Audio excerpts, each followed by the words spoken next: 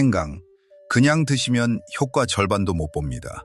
이 한 가지만 바꾸시면 생강이 약이 됩니다. 안녕하십니까? 시니어 건강 전문가 마스터 브라이언입니다. 오늘 여러분과 나눌 이야기는 수천 년 전부터 동서양을 막론하고 약으로 써온 그 뜨겁고 강렬한 식재료에 관한 것입니다. 바로 생강입니다. 여러분은 생강을 어떻게 사용하고 계십니까?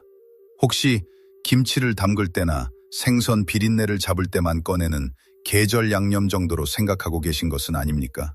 아니면 감기에 걸렸을 때 생강차 한 잔 마시는 것이 전부이십니까?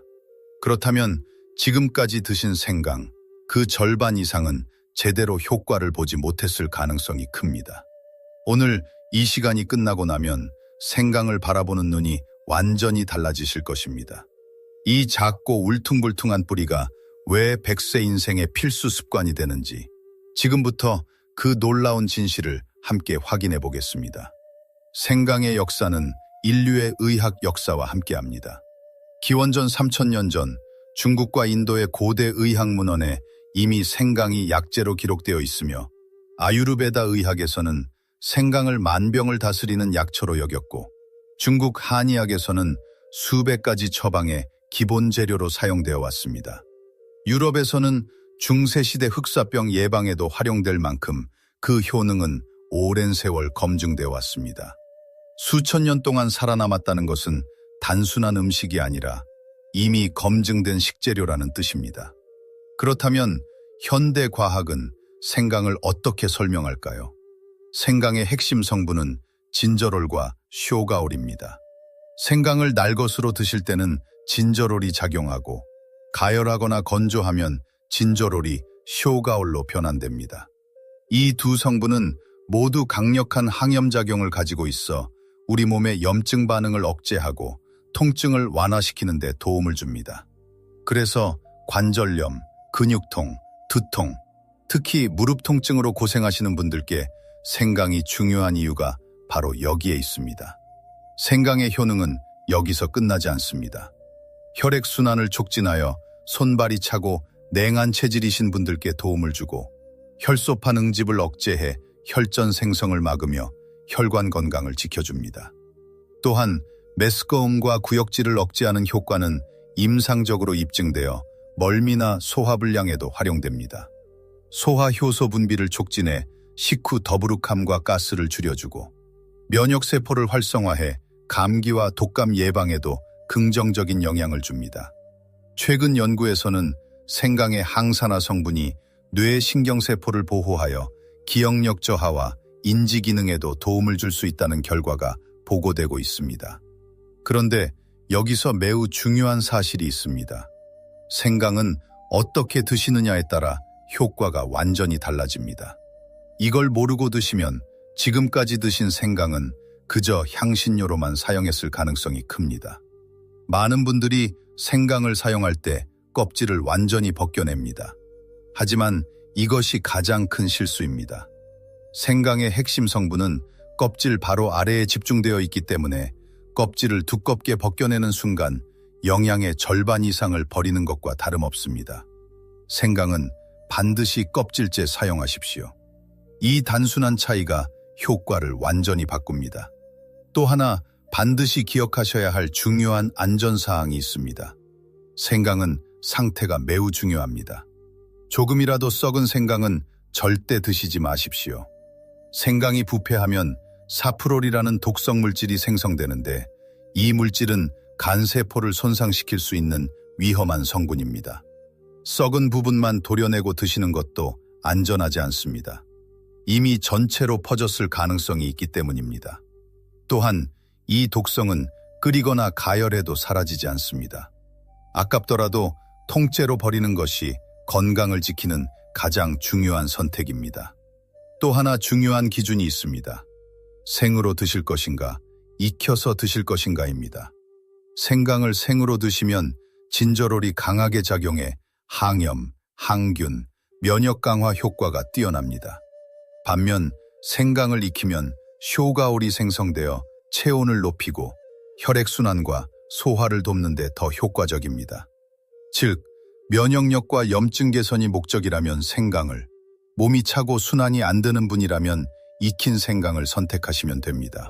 하루 섭취량도 중요합니다. 생강은 하루 3g에서 5g, 엄지손톱 정도 크기가 적당하며 생강차는 하루 1잔에서 2잔이면 충분합니다. 많이 드신다고 더 좋은 것이 아니라 과하게 드시면 속쓰림이나 복통이 생길 수 있습니다. 적게, 꾸준히.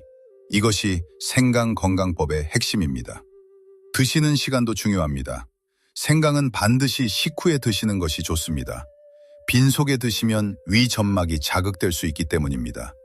특히 저녁 식후 따뜻한 생강차 한 잔은 소화를 돕고 혈액순환을 원활하게 하며 숙면에도 도움을 줍니다. 또한 수술을 앞두고 계신 분들은 생강이 혈액 응고를 늦출 수 있기 때문에 수술 전후에는 섭취를 피하시는 것이 좋습니다. 항응고제나 혈액 희석제를 복용 중이신 분들 역시 출혈 위험이 높아질 수 있으므로 반드시 전문가와 상담 후 드시기 바랍니다. 여기서 한 가지 더 깊이 생각해 보셔야 할 부분이 있습니다. 왜 우리는 이렇게 좋은 식재료를 매일 먹고 있으면서도 몸의 변화를 크게 느끼지 못하는 것일까요? 그 이유는 단 하나입니다. 바로 습관의 방식이 잘못되어 있기 때문입니다. 좋은 음식을 먹는 것보다 더 중요한 것은 그 음식을 어떻게, 언제, 어떤 상태로 먹느냐입니다. 생강 역시 마찬가지입니다. 많은 분들이 생강이 좋다는 것은 알고 있지만 그저 음식에 조금 넣는 정도로만 사용하고 계십니다. 하지만 그것은 효과를 기대하기에는 너무 부족한 방식입니다. 같은 생강이라도 껍질을 벗기고 드시는 것과 껍질째 드시는 것, 생으로 드시는 것과 익혀 드시는 것, 식전에 드시는 것과 식후에 드시는 것, 이 작은 차이들이 쌓이면 몸에서 나타나는 결과는 완전히 달라집니다. 그래서 중요한 것은 많이 먹는 것이 아니라 제대로 먹는 것입니다. 예를 들어 같은 양의 생강을 드셔도 아무 생각 없이 요리에 조금씩 넣어 드시는 경우에는 몸이 크게 반응하지 않습니다. 하지만 껍질째 사용하고 따뜻하게 차로 꾸준히 드시는 경우에는 몸이 서서히 변하기 시작합니다. 손발이 따뜻해지고 소화가 편안해지고 아침에 일어나는 느낌이 달라지기 시작합니다. 이 변화는 하루나 이틀 만에 나타나는 것이 아닙니다.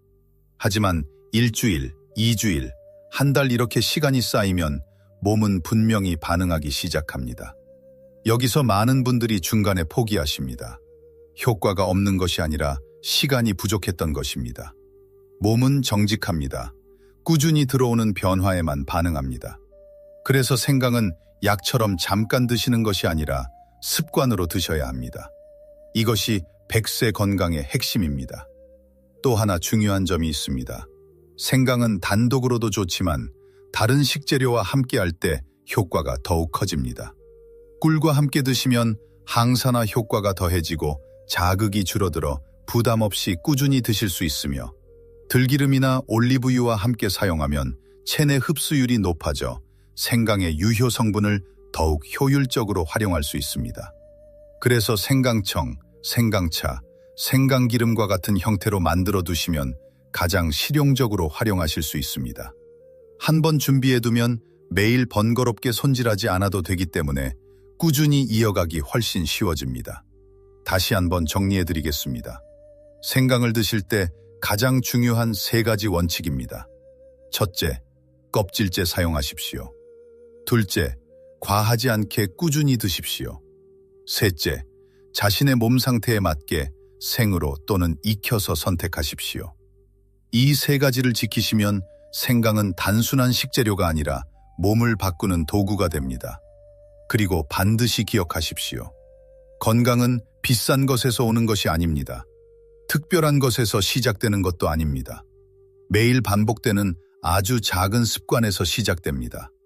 공복에 물 한 잔, 들기름 한 스푼, 그리고 생강 한 조각. 이 3가지를 매일 반복하는 것. 그것이 바로 몸을 바꾸는 가장 확실한 방법입니다. 오늘 이 영상을 보신 지금 이미 시작하신 것입니다. 내일이 아니라 오늘 식사 이후부터 생강 한 조각 바로 시작해 보시겠습니까? 작은 습관 하나가 몸을 바꾸기 시작합니다. 몸은 반드시 반응합니다. 저는 항상 여러분의 건강하고 활기찬 100세 인생을 진심으로 응원합니다. 지금까지 잼공 100세 TV의 마스터 브라이언이었습니다. 고맙습니다. 그리고 사랑합니다. 항상 건강하십시오.